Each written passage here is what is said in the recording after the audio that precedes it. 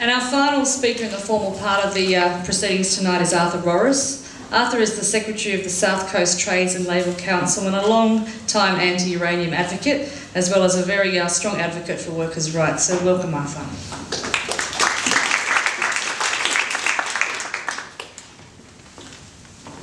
Thank you, Rita, and to the Beyond Nuclear Initiative. And can I make a special mention here of Nat Worsley and the others on that team. For years and years now, they have been putting in enormous efforts to build those bridges, the links, and create a broad campaign on this. And I just want us to give them a round of applause. It's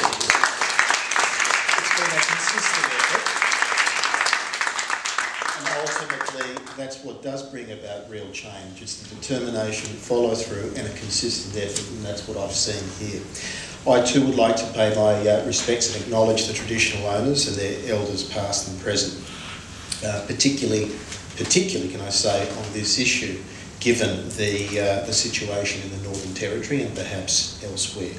Part of the problem of being speaker number 3, I guess, is that much of the subject matter has been flogged mercilessly.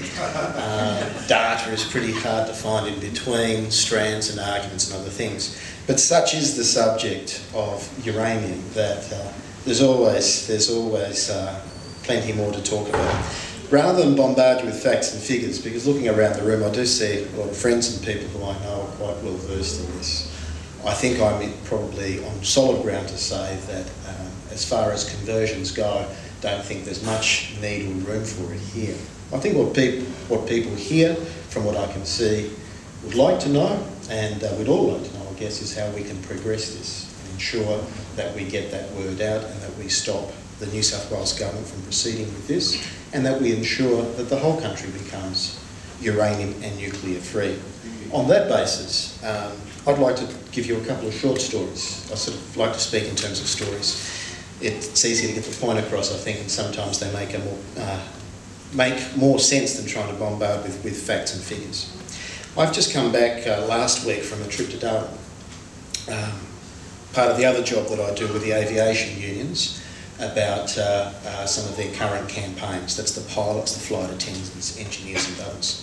What we were doing in Darwin is commemorating the 70 years of the Darwin bombing by the Japanese as part of the Axis powers, the fascist alliance at that stage between Germany, Italy and Japan.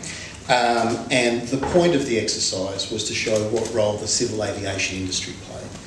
Bear with me, there's a point to it. But as we were going through the old Qantas hangar in Darwin, you can still see the bullet holes.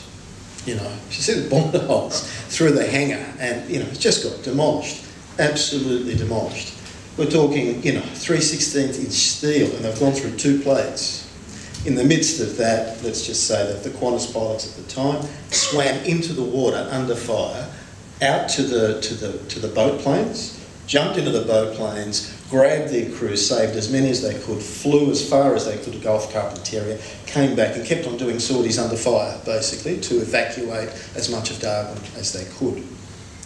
As I was emceeing that ceremony, I couldn't help but reflect on 2 things. One, obviously the acts of heroism and what the human race is capable of. I mean, on 2 extremes. I mean, there were people there who were told to bomb and there were people there who were trying to save. But I mean, amazing sort of acts of what humanity is capable of, number 1 and most important. Number 2, I remember where I come from, in the Illawarra. And they've got an interesting history where I come from in terms of World War II. In the 30s, before the Second World War, they tried to ship lots and lots of pig iron out to Japan. And the unionists, the wharfies at that stage, and the seamen, refused to load it. You know, it's a big part of labour history. The pig iron bob dispute, the Dalfram dispute. That's how Bob Menzies, who later became PM, got his name Pig Iron Bob, because the local wharfies tagged it onto him. Right? So he came down to try and bust this illegal strike and picket and whatever. And there was this famous interplay between Menzies, the then Attorney General, and the wharfies. And they said to him, if we allow this pig iron to go to Japan, it'll come back in the form of bombs. And sure enough, 6 years later, 7 years, who's to know whether it was Port Kembla steel that came down? But at the end of the day, it didn't really matter. That point was made. And that moment is etched in labour history, labour movement history more broadly. Because it was the day that workers said, you know, this isn't about pay, this isn't about conditions, this isn't even ultimately, immediately about the Illawarra. This is a moral question, and we say we are not going to give the fascists arms, the steel, the building blocks for their massive armament industry. We're going to say no. The other interesting thing about that is that they actually failed. The ship ultimately left. It was the only way it was going to go, particularly in those days. But they'd held it up for some considerable amount of time. But it's still etched in history because not necessarily the fact that they'd failed, but they had drawn attention to the population at large. One, that this was a moral question and that the world is heading to war and fascism is on the rise and it must be opposed. Two, that they were prepared to take action as workers and as a community. And it wasn't just the workers, it was the whole community that backed them in a major way. And when I think of that, I think of the incredible irony that in that particular case, it was our steel that went to Japan that could come back as bombs. And 50 years later, it was our uranium that caused, inadvertently, I'm not saying it was purposely, the damage at Fukushima. And you have the victims on the Australian side in Darwin, and you've got the victims on the Japanese side in Fukushima. What an incredible irony. That, I think, is a salient lesson, not just for the trade union movement, but I think for our movement more broadly. And that is to say that the only thing between those things happening, the only bar, the only barrier, are movements of people who are prepared to do something that maybe they've never done before, which is to say that this is not part of my day-to-day life, this is not something I regularly do, but this issue is so important, it has a moral force so great that it compels me to take some action. And not just me as an individual, but to talk to my friends, my family, my communities and others. And on this particular point with uranium mining, there's more than one strand, as we've heard. And as we're talking about cycles, well, we know what the nuclear cycle is. There's only two places to go, nuclear power or nuclear bombs. In both cases, we've seen the destructive outcome when both, well, in one case when both goes wrong, when it goes wrong, and in the other case when it goes right, ironically. So that, to me, is a very, very forceful sort of proposition. If there ever was a case for the moral decision, the moral action across political, industrial community, this is it.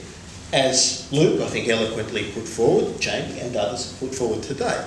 I mean, there are a number of areas on which, you know, we could hang our hat on this one. And I know that I don't need to convince you. But I think we also need to do something else.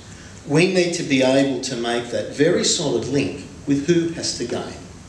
That's what brought me into the, you know, the peace movement, the anti-uranium movement to start with, was the ability of people like, actually I've got to say for my case, Peter Garrett and Dr. Ellen Caldecott at that time, very forcefully and powerfully for a 15, 16-year-old put forward this view that, hey, you know, there are some people who actually gain. Because, you know, as most kids, why would anyone want to do this? What's the go here? Why don't we just get rid of them? So, actually, there are some people that make money out of this. There are some people that make money out of this. And this is the second point I wanted to raise today. Because I don't think that we have linked this as solidly as we could. We've let it slip, unfortunately.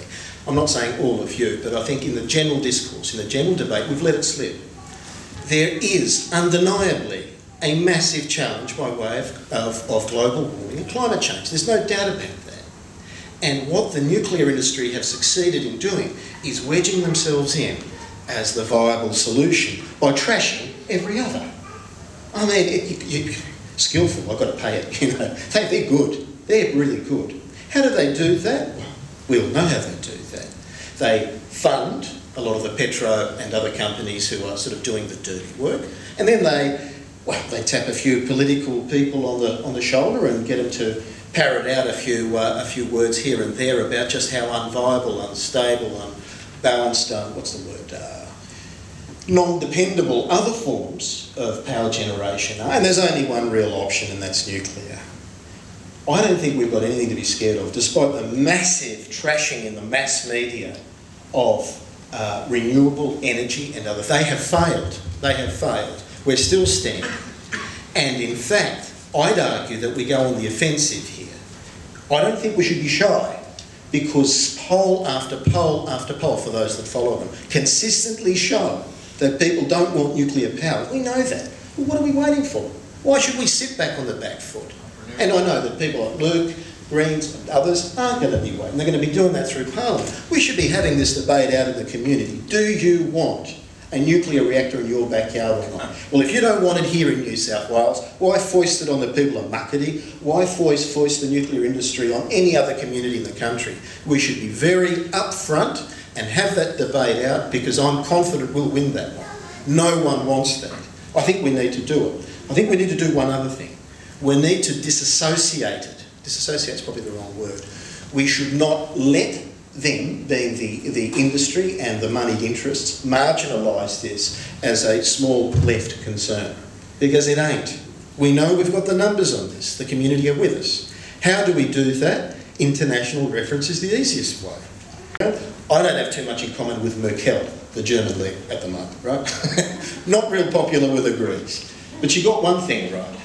After the Fukushima disaster, he's an arch-conservative, economic rationalist. Luke, am I right in saying as far as they go in Europe, what does she do? 10 years and we'll wrap up the nuclear industry in Germany. Now, notice how quickly that was covered up. Do you hear that in the popular discourse? No. We ought to be raising it at every turn. This is not just a left concern, and this is why and how it fits nicely into, I think, what Luke was saying about the issue about morality. Okay? I've got my differences with people in the right, but I'm not saying that every one of them is immoral. We should extend the hand on this one and say, okay, this is a moral question. Let's build that unity on the basis of morality, if you're interested. And if you're not and you want to be moral, well, that's up to you. But we shouldn't be the ones to marginalise ourselves. We should be the ones to extend out. For me, I think it's that important that, and so big a threat here in New South Wales, because Queensland, the others, you know, on this particular issue, you could see a major, major problem. And once you let that genie out, it's very hard to put back in. I know this, as does Luke and others, 3 mines policies and other things. Once it's out, it's very, very hard to put back in. That's why I think it's important that we act now. And I can say from the trade union movement, once again, don't believe some of the stuff that you hear, and I'm not having to go at any individuals, but the trade union movement does not support en masse nuclear power. Not even a majority support it. There may be some individuals who do, and that is their right. My job is to, for example, as Labor Council Secretary in the Illawarra, is to represent where our unions come from, and others will do the same. But, you know, I haven't had too many communities that favour this thing, so let's not go for the bluff. Let's go on the front foot. One final thing. We don't have them in Wollongong for various reasons, which you probably know, but everywhere else in the state, you've got local council elections. Wouldn't it be a good thing if every candidate was asked to sign a nuclear-free city in every city in the state? So they might have control of Macquarie Street at the moment. They don't control the local councils in those other areas. We've got a nuclear-free zone in the Illawarra, nuclear-free city for many, many years. Let's make every city in the state and get every council candidate, everyone running for office to say, no uranium. Thank you.